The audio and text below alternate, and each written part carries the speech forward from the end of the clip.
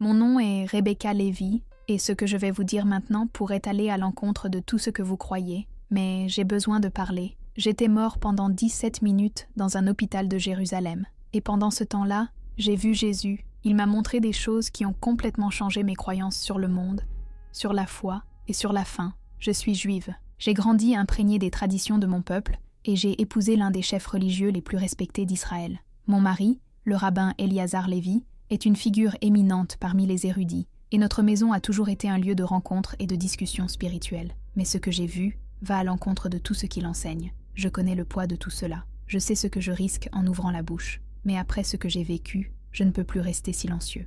Jésus m'a montré 3 signes clairs qui se produiront avant l'enlèvement. 3 signes, et le dernier se produira fin septembre. Avant de vous dire ce que j'ai vu, j'ai besoin que vous écriviez « Amen » dans les commentaires. Si vous êtes prêt à entendre quelque chose qui ébranlera vos croyances, respirez profondément et écoutez-moi jusqu'à la fin. Tout a commencé un jour ordinaire. Je me suis levée tôt, comme toujours, et j'ai préparé le petit déjeuner dans la même cuisine où j'ai servi des milliers de repas à ma famille et aux visiteurs venus demander conseil à mon mari. L'odeur du pain qui cuit est encore gravée dans ma mémoire. Je me sentais en paix, reconnaissante de la vie que nous menions au cœur de la ville sainte. Mon mari était déjà parti pour la prière du matin, et j'étais seule, organisant mentalement les tâches de la journée. C'est à ce moment-là que c'est arrivé. Une douleur aiguë, me traversa la poitrine comme un éclair. À l'époque, je n'arrivais même pas à réfléchir. J'essayais juste de m'accrocher au lavabo. Mais mes jambes ont lâché, et tout s'est mis à tourner. La dernière chose dont je me souviens, c'est le bruit de ma tasse préférée tombant au sol et se brisant en 1000 morceaux. Et puis, le vide. Mon cœur s'est arrêté. J'ai arrêté de respirer. Les médecins ont plus tard déclaré que j'étais cliniquement mort. 17 minutes. Mais mon âme, elle n'est pas restée là. Elle a été emmenée dans un endroit indescriptible. La lumière que je voyais ne ressemblait en rien à celle de l'hôpital. Elle ne ressemblait pas non plus à la lueur des bougies que nous allumions chaque samedi soir. C'était quelque chose de complètement différent. Cette lumière semblait vivante, comme si elle avait un cœur qui battait. Et chaque pulsation m'enveloppait d'un amour si intense, si pur, qu'il me coupait le souffle. Même si je savais que je ne respirais même pas là. Plus je m'approchais, plus la lumière devenait intense. Mais ce n'était pas une lumière agressive, elle ne faisait pas mal aux yeux. Elle était éblouissante, forte, infinie, et pourtant douce. Je n'avais pas peur. J'éprouvais une attirance presque enfantine, comme si je rentrais chez moi. Et c'est alors que la lumière commença à prendre forme. Mon cœur, si j'en avais encore un, battait étrangement, comme s'il reconnaissait ce que mes yeux cherchaient encore à saisir. Juste devant moi, il était là, vêtu d'une robe blanche, radieux, les bras grands ouverts. Il me regardait comme personne ne l'avait jamais fait. C'était Jésus. Jésus, ce nom que je n'arrivais jamais à prononcer chez moi. Celui que j'avais appris, depuis toute petite, n'était pas le Messie. Mais là, devant lui, tout ce que j'avais appris s'est tout simplement effondré. À cet instant, toutes les explications de mon mari, toutes les traditions de notre foi, tous les versets que j'avais entendus pour prouver qu'il n'était pas le Fils de Dieu, tout s'est effondré, comme des feuilles mortes emportées par le vent. Je savais, avec une certitude qui ne venait pas de mon esprit mais de mon âme, que je me tenais devant le Fils du Dieu vivant. Et lorsqu'il parlait, mon Dieu, sa voix était comme une musique mêlée au tonnerre, douce et puissante, familière et pourtant surnaturelle. Rebecca. Il a prononcé mon nom comme s'il le connaissait avant même ma naissance. Et à cet instant, j'ai compris. Il savait tout. Chaque larme que j'ai versée, chaque prière silencieuse que j'ai dite, chaque doute, chaque peur. « N'aie pas peur », a-t-il dit. Mais je savais déjà qu'il n'y avait rien à craindre. Je n'éprouvais que de l'admiration. « Vous n'êtes pas ici par hasard », continua-t-il. « Vous avez été amené. Ce que vous allez voir maintenant, vous devez vous en souvenir, et vous devez le dire. Le temps est plus court que vous ne le pensez. Mon peuple doit être averti. » Soudain, le paysage autour de nous commença à changer. En un clin d'œil, nous n'étions plus dans cette lumière. Nous étions maintenant au-dessus de la terre, littéralement. Je pouvais voir la planète de loin. Bleue, verte, comme une bille flottant dans l'espace. Mais quelque chose clochait. Il y avait un poids, une obscurité qui s'accrochait à certaines régions, comme un brouillard spirituel étouffant. « Regardez attentivement », dit-il en désignant de la main. « Voyez où l'obscurité s'accumule. Voyez comme la lumière s'estompe là où elle brillait autrefois. » La tristesse dans sa voix était palpable. Ainsi va le monde, plus mon retour approche. Puis il dit, avant que je vienne chercher mon épouse, avant l'enlèvement promis, 3 signes se produiront, 3 signes que nul ne pourra ignorer. J'ai senti mon esprit trembler. C'était comme si une connaissance ancienne et cachée allait être révélée. Et j'ai compris que c'était pour cela que j'étais mort. J'avais été amené ici pour devenir un messager. Et il commença, le premier signe apparaîtra dans le ciel. La lune deviendra rouge sang. Mais ce ne sera pas pendant une éclipse. Ce sera une nuit ordinaire, une nuit où elle devrait être argentée. Cela se produira alors que personne ne s'y attend, alors que les gens prennent leur vie pour acquise. La lune de sang se lèvera et restera ainsi pendant 3 nuits. Les scientifiques tenteront de l'expliquer, mais ils n'y parviendront pas. C'est mon avertissement au monde. Le temps presse. J'observais en silence. Le cœur battant, Jésus me montrait sa vision. La lune, tout là-haut, entourée d'un ciel étoilé, commençait à changer. Cette pâle lumière familière était remplacée par un rouge profond et intense, qui semblait palpiter comme s'il était vivant. De là-haut, j'ai vu des gens pointer le ciel, effrayés, stupéfaits, ne comprenant pas ce qu'ils voyaient. C'était quelque chose qui dépassait toute explication naturelle. Jésus m'a alors regardé et m'a dit « Le 2e signe se produira dans le cœur de mon peuple. » Et j'ai tout de suite senti que ce serait puissant. Il expliqua que ceux qui lui appartenaient véritablement commenceraient à avoir des rêves et des visions comme jamais auparavant. Les enfants prophétiseraient, les personnes âgées auraient des visions, et même ceux qui n'avaient jamais parlé de choses spirituelles se sentiraient obligés de partager ce qu'il leur révélait lui-même. Ce réveil se répandrait comme une traînée de poudre. Aucune église, aucun système religieux ne pourrait contenir ce qu'il déverserait. « Je répandrai mon esprit sur la terre », a-t-il dit, comme la dernière moisson, avant mon retour. La scène qui s'offrait à mes yeux était à la fois magnifique et époustouflante. J'ai vu des gens de tous âges, de toutes origines et de toutes cultures, recevoir des révélations divines. Des enfants dessinaient des anges dont ils ignoraient de l'existence. Des grands-parents se réveillaient de rêves remplis de messages prophétiques. Même les athées, même les sceptiques, ont soudainement ressenti un désir incontrôlable de chercher Dieu. C'était une sorte de réveil collectif, comme le monde n'en avait jamais vu auparavant. Et puis, Jésus m'a parlé du 3e signe, et rien qu'en m'en souvenant, je ressens encore le poids de ces mots. Il a dit qu'il y aurait une grande tromperie si bien conçue que même les plus résolus pourraient être confondus. Un homme surgira, m'expliqua-t-il, quelqu'un qui semblera avoir toutes les réponses que le monde cherche. Il accomplira des signes et des prodiges qui étonneront même les plus sages. Les nations s'inclineront devant lui, les religions s'uniront sous sa direction. L'espace d'un instant, l'humanité aura l'impression d'avoir enfin trouvé la paix. Mais ce n'était qu'une imposture, une fausse paix, une unité fondée sur le reniement du Christ lui-même. Et puis l'image est devenue plus intense. J'ai vu le visage de cet homme, et c'était étrange, parce qu'il changeait. Parfois il semblait gentil, sage, et en quelques secondes, son regard révélait quelque chose de sombre, presque démoniaque. Des foules se sont rassemblées pour l'écouter. Les dirigeants mondiaux lui ont serré la main. Des personnalités religieuses, toutes confessions confondues, ont déclaré qu'il était la réponse. Et le pire, c'est que tout était si convaincant, si bien articulé, que j'ai parfaitement compris comment même les élus pouvaient être trompés. Jésus me regardait fixement. Ses yeux étaient comme des miroirs d'éternité. « Rebecca, dit-il, tu dois comprendre le timing. Ces 3 signes se produiront successivement, l'un après l'autre, tels des dominos tombant selon un plan divin. La lune de sang sera la première. Et à partir du moment où il disparaîtra et brillera à nouveau d'un éclat argenté, comptez 40 jours, exactement 40 jours. Durant cet intervalle, l'éveil spirituel commencera. Et puis, il m'a dit que 30 jours après le sommet de ce grand réveil spirituel, le trompeur apparaîtrait devant le monde. À ce moment-là, mon esprit était lourd.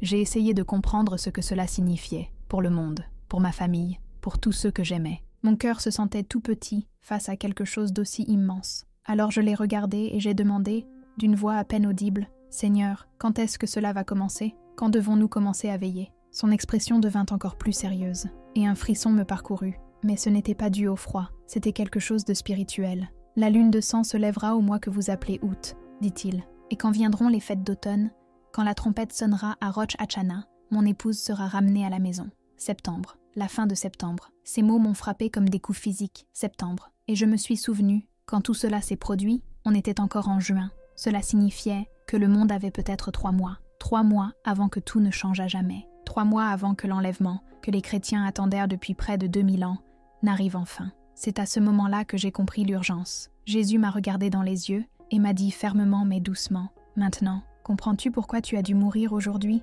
Comprenez-vous pourquoi vous avez été amené ici? Vous avez dû assister à cela. Vous avez dû recevoir ce message. Votre mari est un homme instruit, respecté parmi son peuple, mais il est lié par des traditions qui l'empêchent de voir la vérité. Ton peuple, mon peuple élu, n'a déjà pas reconnu le Messie une fois. Il ne doit pas manquer les signes de mon retour. » Et j'ai commencé à pleurer. Je ne sais même pas comment c'était possible là-bas, mais les larmes ont coulé. Et j'ai dit, « Mais Seigneur, qui me croira? Je ne suis qu'une femme, juste une épouse. Mon mari pensera que j'ai perdu la tête.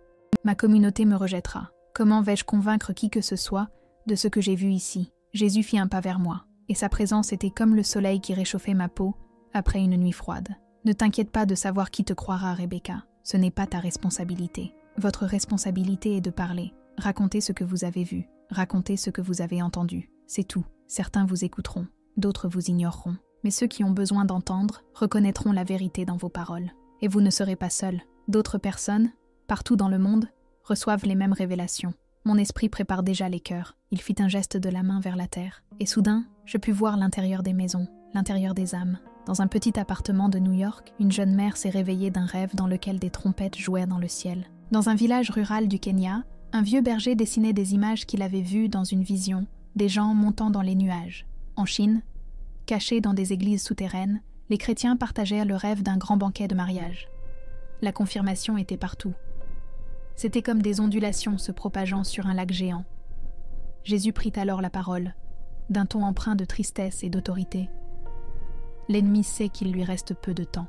Et il tentera de discréditer ces messages, faisant croire au monde que tout cela n'est que peur ou imagination. Jésus m'a dit que l'ennemi utiliserait des voix respectées, voire influentes, pour se moquer, discréditer et ridiculiser tout ce que ses serviteurs commenceraient à révéler. Mais il a aussi dit quelque chose qui m'a profondément frappée. La vérité a un pouvoir qu'aucun mensonge ne peut effacer. Et il a ajouté « Ceux qui me cherchent sincèrement reconnaîtront ma voix ». C'est alors que la vision a encore changé. Et soudain, je voyais le futur très proche. J'ai vu le ciel de Jérusalem. Et là, c'était la lune de sang. La lueur rouge intense recouvrait tout d'une lumière qui semblait danser, presque vivante. Les journalistes ont tenté d'expliquer ce qu'ils voyaient. Des scientifiques sont apparus aux informations avec des théories rapidement réfutées. Et même les chefs religieux, de diverses confessions, semblaient perdus. Aucun d'eux n'avait de réponse convaincante. Et puis, exactement 40 jours plus tard, comme Jésus l'avait promis, le réveil spirituel a commencé. Au début, il n'y avait que quelques rapports isolés de personnes ayant des rêves différents, des visions et des sentiments étranges. Mais en quelques semaines, il est devenu impossible de l'ignorer. Les réseaux sociaux ont explosé de témoignages. Des personnes du monde entier ont partagé des expériences surnaturelles, des rencontres avec le divin et des révélations. Des églises presque vides depuis des années se sont soudainement remplies. Les gens avaient soif, ils voulaient comprendre ce qui leur arrivait. Même les journaux laïques, qui s'étaient toujours moqués de telles choses, ont commencé à couvrir le phénomène spirituel mondial qui se propageait comme une traînée de poudre. Et puis, exactement 30 jours après le pic de cet éveil, il est apparu, le trompeur, tout comme Jésus l'avait prévenu. Il est issu de la politique. C'était un leader charismatique et élégant qui semblait avoir une solution à tout. Les guerres antiques se terminaient par ces seules paroles. Des crises économiques, qui semblaient désespérées, ont été résolues grâce à ses plans. Les conflits religieux qui duraient depuis des siècles, pacifiés sous sa direction. Et j'ai tout regardé, horrifié. Les gens l'ont serré dans leurs bras. Ils ont applaudi. Les religieux du monde entier, chrétiens, musulmans, bouddhistes, ont tous commencé à dire qu'il était l'élu, la réponse de l'humanité. Pour la première fois dans l'histoire, il semblait que le monde avait trouvé la paix tant attendue. Mais Jésus m'a permis de voir au-delà des apparences. Il m'a montré ce qu'il y avait derrière le sourire charmant de cet homme. J'ai vu la haine envers Dieu brûler en lui, un feu sombre et sale qui prétendait être de la lumière. J'ai vu que les miracles qu'il accomplissait ne venaient pas de Dieu, mais de forces démoniaques déguisées. Et cette paix qu'il offrait n'était ni amour, ni justice. C'était le contrôle. C'était le silence imposé à quiconque osait dire la vérité. Et c'est à ce moment-là que Jésus m'a dit « Voilà pourquoi le timing est si important. Je ne laisserai pas mon épouse subir ce qui va suivre. La tromperie sera si bien faite, si parfaite, que même mes élus pourraient en être pris, si c'était possible. Mais avant que les ténèbres ne tombent complètement, avant la tribulation comme jamais auparavant dans l'histoire, j'appellerai mon peuple à la maison. » J'ai senti le poids de la responsabilité s'abattre sur moi comme un lourd manteau. Comment faire comprendre l'urgence de la situation ? Comment expliquer qu'il n'est pas des années pour décider, mais seulement des mois ? Raconte-moi exactement ce que tu as vu, dit-il. Parle-moi de la lune de sans doute, du réveil qui suivra peu après, et du trompeur qui s'élèvera ensuite. Et dis-leur, quand ils verront ces choses commencer à arriver, levez la tête, car la rédemption est proche. Et surtout, dites-leur que le choix que chacun de vous fera dans les mois à venir déterminera où vous passerez l'éternité. Jésus marqua une pause. Et lorsqu'il reprit la parole, son regard devint encore plus sérieux. « Rebecca, il y a quelque chose que tu dois comprendre, dit-il. L'enlèvement ne consiste pas seulement à échapper à la tribulation, Il s'agit d'être prêt pour le festin des noces de l'agneau. » Ces paroles m'ont transpercé. Puis il a poursuivi. « Beaucoup de ceux qui se disent chrétiens seront laissés pour compte. Non pas parce qu'ils n'ont pas été sauvés, mais parce qu'ils ont laissé leur amour se refroidir. Parce qu'ils sont devenus tièdes. Ils parlent de Dieu, mais nient sa puissance par leurs actes. Ils vont à l'église, mais vivent pour le monde. Ils parlent de foi, mais restent sur la défensive. Cela m'a profondément bouleversée. J'avais toujours pensé que tous les chrétiens seraient enlevés. Toujours. Mais à cet instant, Jésus me montrait quelque chose qui dépassait de loin tout ce que je connaissais.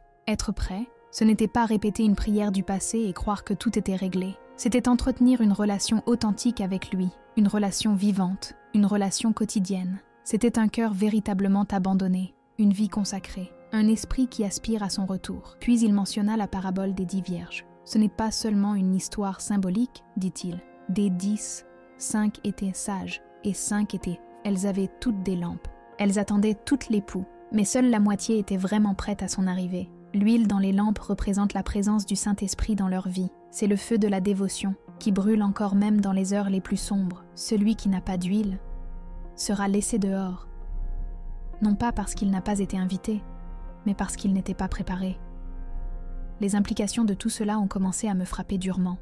Il ne suffisait pas de croire en Jésus intellectuellement. Il ne suffisait pas d'assister aux offices religieux ou de suivre des principes moraux. Il parlait de quelque chose de plus profond, une relation radicale, transformatrice, quelque chose qui change chaque aspect de la vie, un abandon qui vit chaque jour comme s'il était le dernier, un choix de valeurs éternelles, au-delà de tout confort passager. Puis, le cœur serré, j'ai demandé « Mais comment savoir si je suis prêt ? Comment peut-on savoir si on a assez d'huile dans sa lampe ?» Jésus a souri, et dans ce sourire se lisait de la tendresse, un amour que je n'avais jamais ressenti. « Ceux qui sont vraiment prêts n'ont pas de tels doutes, Rebecca, » a-t-il dit. Ils savent, parce qu'ils ont faim et soif de justice.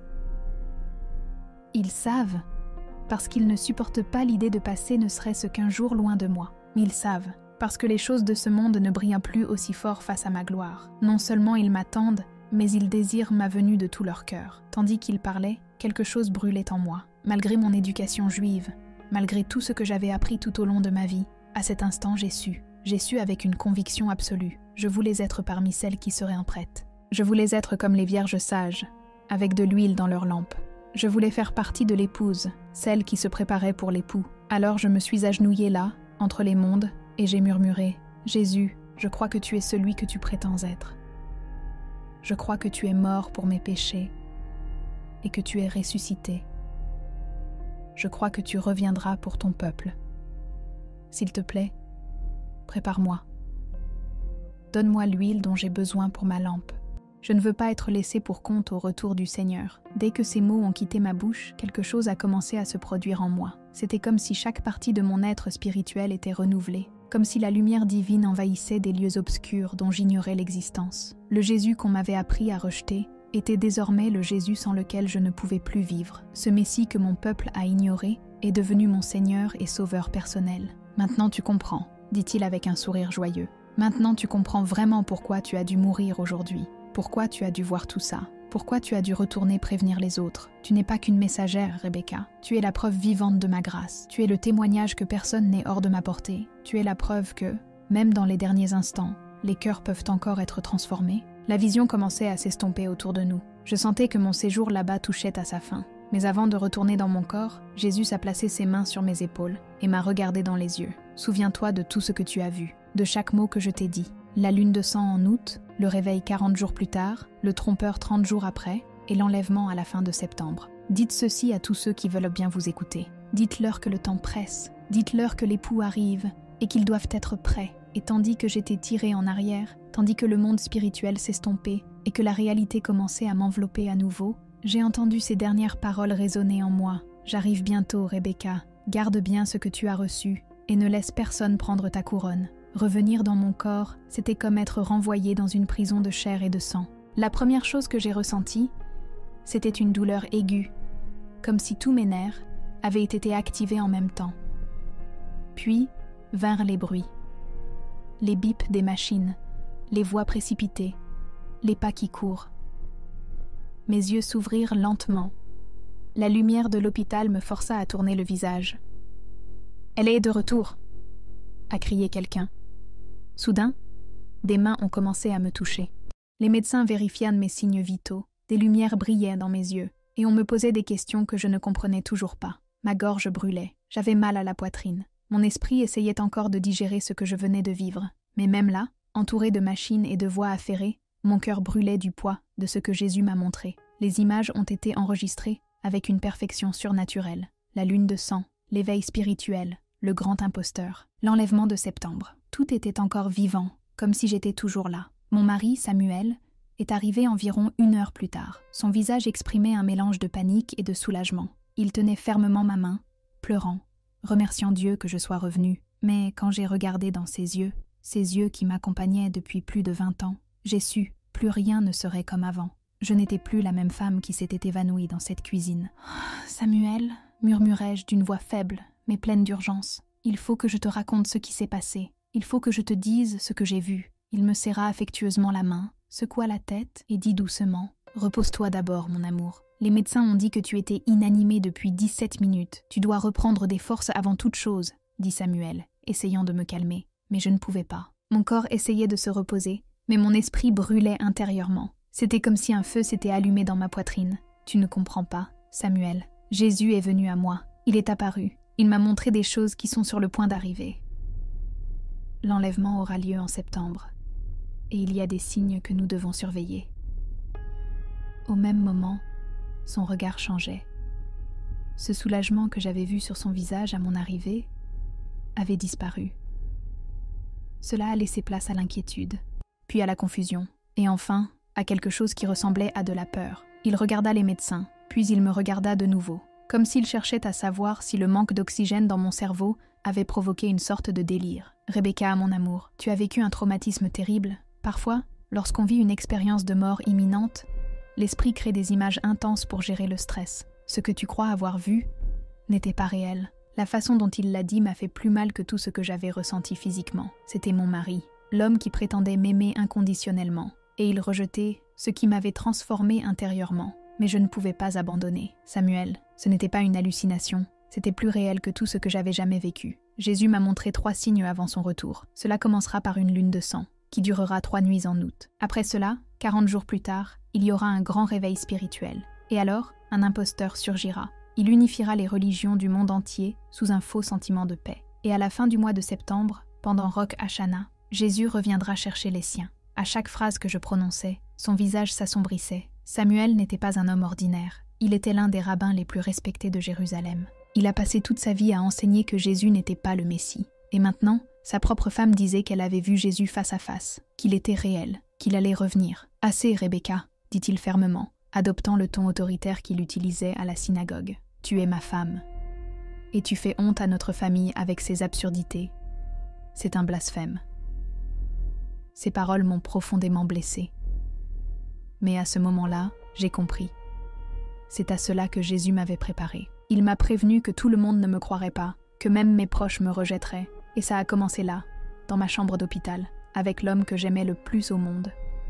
Dans les jours qui suivirent, alors que la nouvelle de ma résurrection se répandait dans la communauté, je suis devenue le centre d'une controverse. Après mon retour à la vie, beaucoup de gens ont commencé à se présenter à l'hôpital. Certains sont venus avec des yeux pleins d'espoir, désireux d'entendre ce que j'avais vécu. Des familles en quête de réponses, des gens assoiffés de vérité. D'autres sont venus avec un autre esprit. Ils voulaient débattre, discuter, essayer de me convaincre que ce que je vivais n'était qu'un phénomène neurologique, une illusion démoniaque. Même notre rabbin est venu me rendre visite. C'était un homme qui me connaissait depuis toute petite. Il a célébré mon mariage avec Samuel. Il nous a accompagnés dans les moments les plus difficiles. Il s'assit près de mon lit. Son visage était lourd. Il ne savait pas par où commencer. « Rebecca, dit-il prudemment, je te connais depuis toujours. Je t'ai vu grandir. Je t'ai vu devenir une femme dévouée et raisonnable. Je sais que tu n'es pas une menteuse. Je sais que tu n'es pas folle. Mais ce que vous dites va à l'encontre de tout ce que nous croyons en tant que juifs. Comment se fait-il que vous acceptiez soudainement que ce Jésus, cet homme que notre peuple a rejeté il y a 2000 ans, soit le Messie ? J'ai pris une grande inspiration. Et quelque chose en moi, pas le mien, m'a donné les mots. Rabbi, et si nous avions tort ? Et si nos ancêtres ne l'avaient pas reconnu parce qu'ils attendaient un libérateur politique et non un sauveur spirituel? Et si toutes ces prophéties d'Isaïe sur le serviteur souffrant parlaient de lui?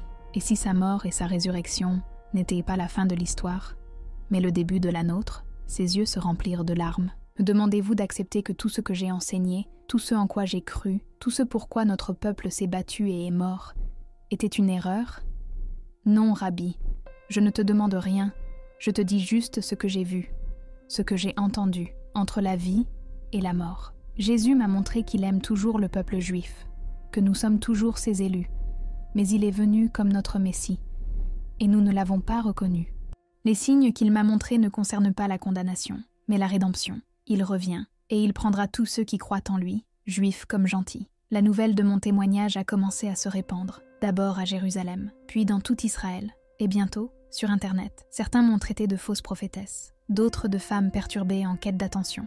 Mais il y avait aussi des gens qui l'ont entendu et qui ont ressenti une confirmation dans leur cœur. Des gens m'ont écrit en disant qu'ils avaient des rêves et des visions similaires. Un pasteur du Texas m'a dit que plusieurs membres de son église faisaient des rêves de trompettes et d'enlèvement.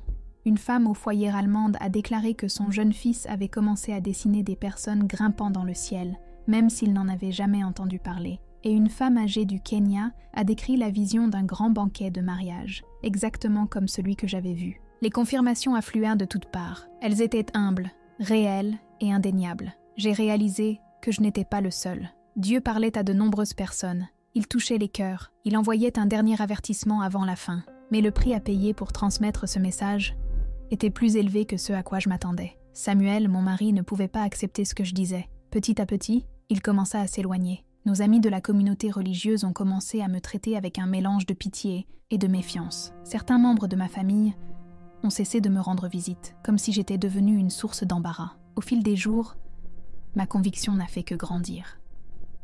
La flamme que Jésus avait allumée en moi lors de cette expérience surnaturelle, personne ne pouvait l'éteindre. Ni le mépris, ni les critiques, ni l'éloignement des êtres que j'aimais le plus. Je savais, avec une certitude qui dépassait la logique, que j'avais été choisie pour vivre cela, pour porter ce message, pour accomplir cette mission. À l'approche du mois d'août, je me surprenais à contempler le ciel chaque nuit, un mélange d'anticipation et d'effroi. Jésus avait été clair, la lune de sang serait le premier signe. Et lorsqu'elle apparaîtrait, le compte à rebours commencerait vraiment, 40 jours avant le réveil spirituel. 30 jours plus tard, l'apparition du grand imposteur, et fin septembre, l'enlèvement. J'ai profité au maximum de ces semaines. J'ai enregistré des vidéos pour partager mon témoignage. J'ai noté tout ce que Jésus m'a montré avec le plus de détails possible. J'ai contacté des personnes du monde entier qui avaient elles aussi des rêves, des visions et des avertissements. Le sentiment d'urgence grandissait en moi comme une vague qui ne cesse de déferler. Je savais que le temps était compté. Parfois, allongé dans mon lit, les yeux rivés au plafond, le poids des responsabilités m'écrasant. Comment expliquer à quelqu'un que la fin du monde tel que nous le connaissons est à quelques mois? Comment convaincre quelqu'un que son éternité dépend de ses choix actuels? Comment traduire quelque chose de spirituel, de surnaturel, à quelqu'un qui vit uniquement englué dans la logique et la routine? Mais ensuite, je me suis souvenu des paroles que Jésus m'avait adressées sous cet éclairage. Ton rôle est seulement de raconter ce que tu as vu et entendu. Je n'étais pas appelée à convaincre le monde. J'étais appelée à être fidèle, fidèle au message. Le Saint-Esprit est celui qui touche les cœurs. Il est celui qui révèle, qui transforme, qui réveille. Maintenant, alors que j'enregistre ce témoignage, je veux vous laisser avec le même choix que tout être humain devra faire dans les mois à venir. Quand vous verrez la lune de sang en août, quand l'éveil spirituel commencera, quand le faux pacificateur surgira, promettant une nouvelle ère de paix, vous saurez que tout ce que j'ai dit ici était vrai. Et puis vient la question la plus importante. Que ferez-vous de cette connaissance? Serez-vous comme les vierges sages qui gardèrent leur huile dans leurs lampes et attendirent l'époux? Ou serez-vous comme les folles qui furent prises au dépourvu, sans préparation, lorsque la porte se referma? Jésus-Christ est réel. Il est mort pour vos péchés. Il est ressuscité et il reviendra chercher son épouse. L'enlèvement n'est pas une légende. Ce n'est pas un récit religieux. C'est la prochaine étape du plan de Dieu. Et d'après ce que j'ai vu, cela se produira avant septembre. N'attendez pas un jour de plus pour prendre une décision. Ne pensez pas avoir des années pour résoudre votre vie spirituelle. Les signes commenceront à se réaliser très bientôt. Et quand ils le feront, tout ira très vite. Si vous n'avez jamais donné votre vie à Jésus, faites-le maintenant. Dites-lui que vous croyez, qu'il est le Fils de Dieu, qu'il est mort et ressuscité pour vous. Demandez-lui pardon. Et demandez-lui de préparer votre cœur à son retour. Et si vous vous dites déjà chrétien, mais que vous vivez un pied dans le monde et l'autre dans l'Église, ceci est un signal d'alarme. Jésus ne cherche pas une épouse divisée. Il revient chercher ceux qui l'aiment vraiment. Le temps des jeux religieux est révolu. Le temps du christianisme tiède est révolu. Jésus revient, mais pas pour les personnes distraites. Il vient trouver ceux qui l'aiment de tout leur être, de tout leur cœur, de toute leur âme, de tout leur esprit et de toute leur force. Il vient chercher une épouse préparée, des gens qui veillent, attendent, le cœur enflammé, désirant son retour plus que tout au monde. Je suis morte sous le nom de Rebecca Levy, l'épouse d'un chef religieux juif respecté, traditionnaliste, spirituellement aveugle, et je suis revenue comme une personne complètement nouvelle, une femme née de nouveau, une croyante en Jésus, le vrai Messie, celui que notre peuple attendait, mais n'a pas reconnu. Ma vie a été bouleversée, mon mariage a changé, mon statut social a chuté, mais je n'échangerai pas ce que j'ai reçu contre ce que j'ai perdu. Aujourd'hui, j'ai la paix, une paix inexplicable. J'ai la joie, une joie que le monde ne peut me voler, et j'ai l'espoir, un espoir inébranlable qui me soutient même dans les pires moments. Mais surtout, je suis certain que lorsque Jésus reviendra chercher son épouse, je serai prêt à le rencontrer dans les airs. Maintenant, à vous de choisir. Mais le temps presse. La lune de sang apparaîtra bientôt, et avec elle, le compte à rebours final vers l'extase commencera. N'ignorez pas ce message. Ne remettez pas à plus tard la décision la plus importante de votre vie. Jésus revient. Et la question demeure, êtes-vous prêt? Si vous êtes arrivé jusqu'ici, si vous avez écouté l'émission en entier, c'est que quelque chose vous a touché. Alors maintenant, je vous demande une chose simple, mais puissante. Laissez un commentaire indiquant de quel pays vous nous regardez, afin que nous puissions prier pour votre nation. Si vous n'êtes pas encore abonné à la chaîne, abonnez-vous maintenant et activez la cloche, car chaque jour nous partageons des messages qui peuvent changer des vies. Et surtout, partagez cette vidéo avec au moins 3 personnes que vous aimez. Ce pourrait être un ami, un proche, un membre de votre église, car un clic peut raviver la foi. Il peut racheter une âme. Il peut ramener un cœur à Dieu. Que le Seigneur vous bénisse et vous guide toujours sur le chemin de la vérité.